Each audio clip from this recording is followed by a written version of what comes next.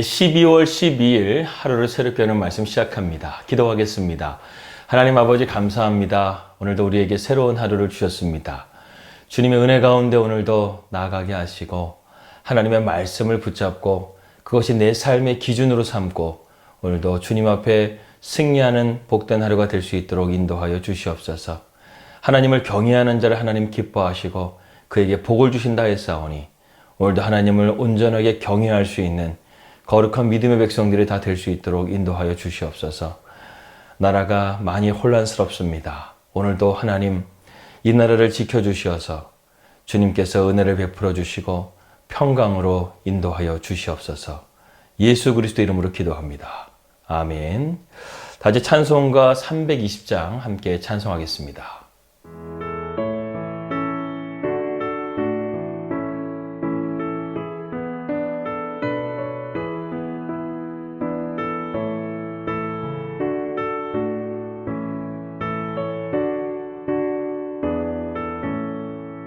나의 죄를 정케 하사 주의 일꾼 삼으신 구세주의 넓은 사랑 항상 찬송합니다.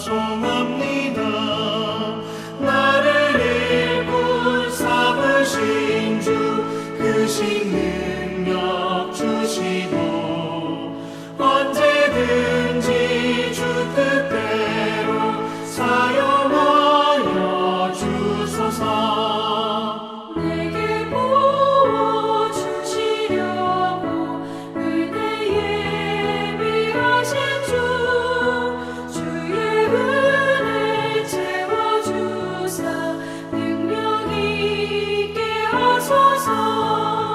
나를 일꾼 삼으신 주 크신 능력 주시고 언제든지 주 뜻대로 사용하여 주소서.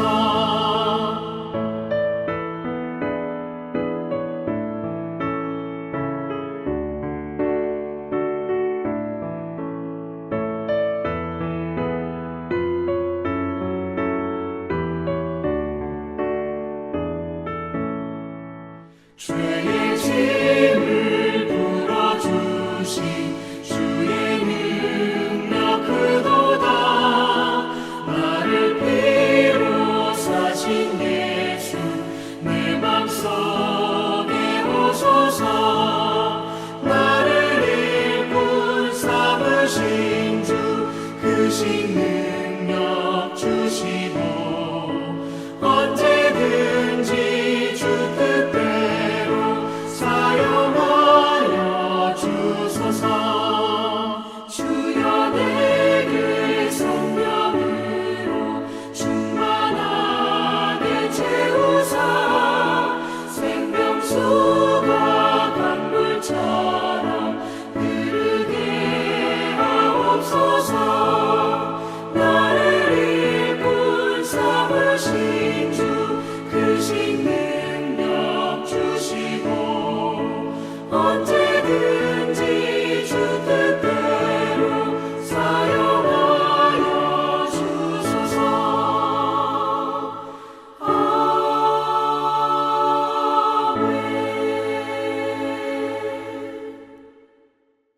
오늘 우리에게 주신 말씀은 잠언서 24장 23절부터 34절까지 말씀 보도록 하겠습니다.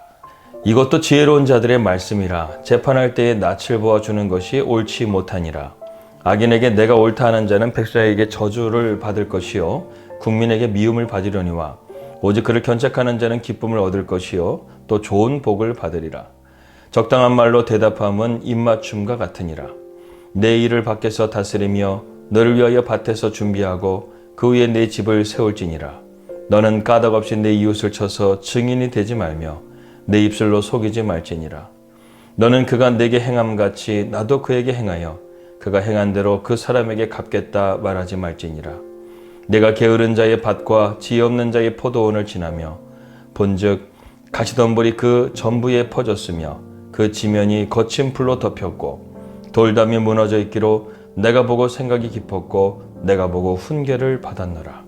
내가 좀 더 자자 좀 더 졸자 손을 모으고 좀 더 누워있자 하니 내 빈궁이 강도같이 오며 내 곰핍이 군사같이 이르리라. 인류 역사상 가장 위대한 사과를 꼽으라고 한다면 여러분은 어떤 사과를 꼽으시겠습니까? 프랑스의 화가 모리드 드니는 인류 역사상 가장 위대한 사과 세 개를 이렇게 말했습니다. 이브의 선악과, 뉴턴의 사과, 그리고 세잔의 사과, 이 세 가지를 말했습니다.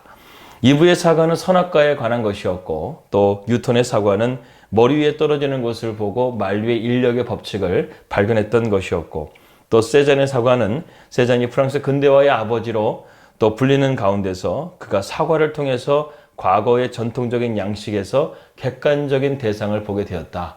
이렇게 평가할 수가 있다는 것입니다. 이런 사실을 보게 될 때 우리 일상생활 속에서 깊은 고민과 묵상이 새로운 삶의 지혜를 만들어낸다는 사실을 발견하게 됩니다. 그래서 오늘 잠언 24장 32절 말씀 보니까 내가 보고 생각이 깊었고 내가 보고 훈계를 받았노라. 이것을 해석하면 나는 이것을 보고 마음 깊이 생각하고 교훈을 얻었다라는 것입니다. 여러분, 우리가 성경을 통해서요, 우리의 삶의 지혜를 배울 수가 있습니다. 그렇다고 한다면 오늘 잠언 24장의 말씀이 바로 지혜자의 마지막 말씀인데 무엇을 보고 무엇을 묵상했는가? 하나님의 말씀을 통해서 무엇을 깨닫게 되었는가? 이것을 함께 우리가 생각해 보도록 하겠습니다. 두 가지를 볼 수 있는데요. 첫 번째는 부지런함과 두 번째는 정직함입니다.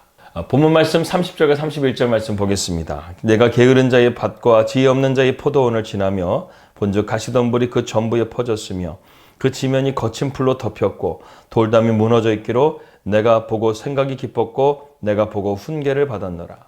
말씀을 통해서 지혜자가 깨닫게 된 것은 부지런한 자와 게으른 자의 차이라는 것입니다. 오늘 잠언의 기자는 게으른 자의 밭과 지혜 없는 자의 포도원을 말하면서 자신이 지혜를 얻었다라고 말씀하고 있습니다. 많은 사람들이 어떤 길을 지나는데요. 한쪽에는 부지런한 자의 밭과 한쪽에서는 게으른 자의 밭을 보게 된 것이죠. 게으른 자의 밭은 황폐하지만 부지런한 자의 밭은 열매가 있게 되었다는 것입니다. 이처럼 말씀을 통해서 우리가 부지런한 자와 게으른 자의 차이를 알 수 있게 된다는 것이죠. 우리는 하나님 앞에 성실함으로 나아가야 되겠습니다. 두 번째로 우리가 잠언의 지혜를 통해서 배우게 되는 것은 정직함입니다. 28절 말씀 보니까 너는 까닭없이 내 이웃을 쳐서 증인이 되지 말며 내 입술로 속이지 말지니라, 이렇게 말씀하고 있습니다. 많이 들어봤던 말씀이죠. 내 이웃에게 거짓 증거하지 말라. 십계명의 제9계명에 나와져 있는 말씀입니다.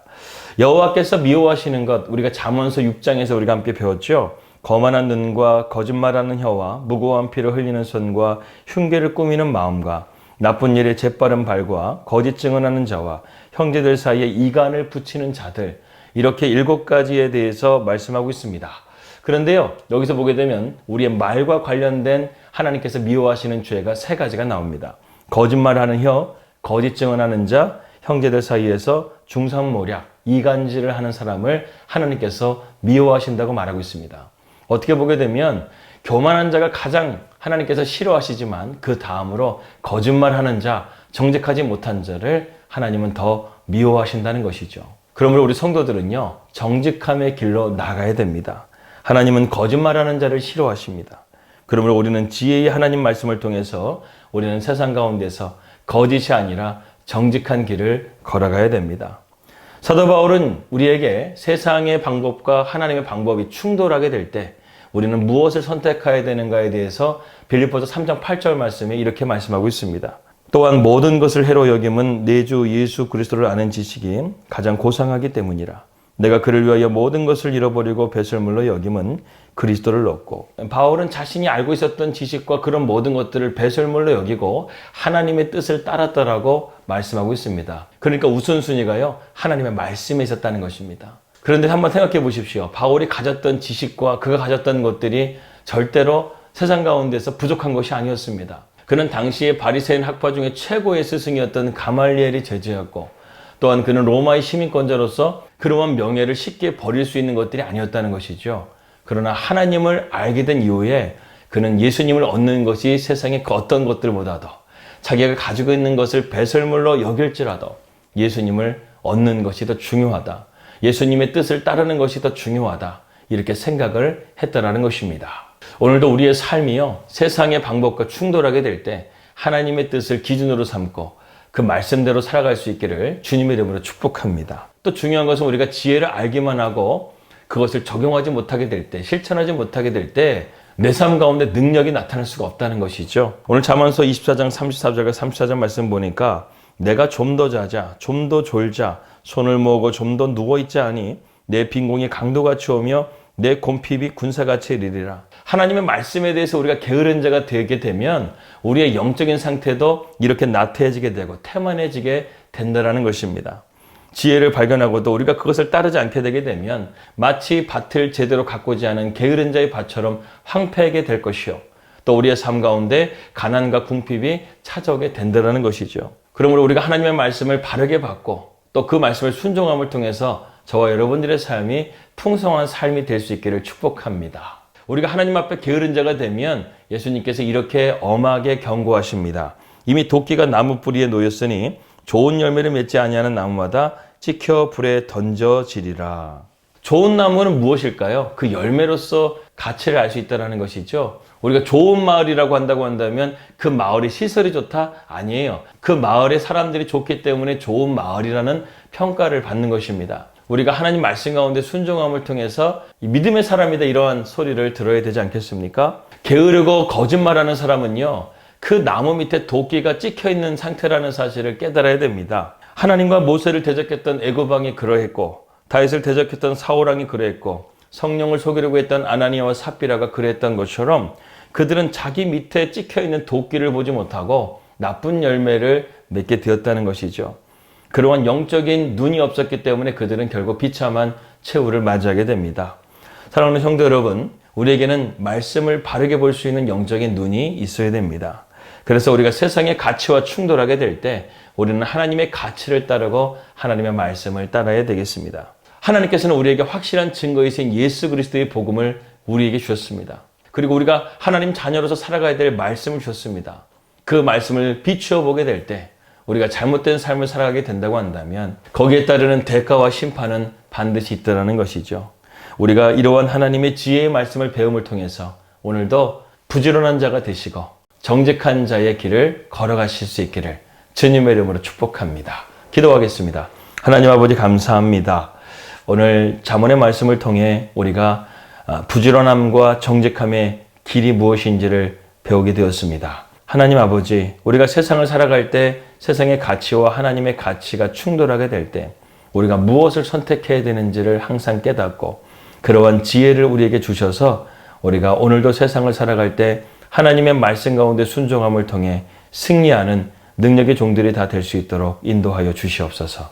예수님의 이름으로 기도합니다. 아멘. 오늘도 부지런함과 정직함의 길을 걸어가시길 바랍니다.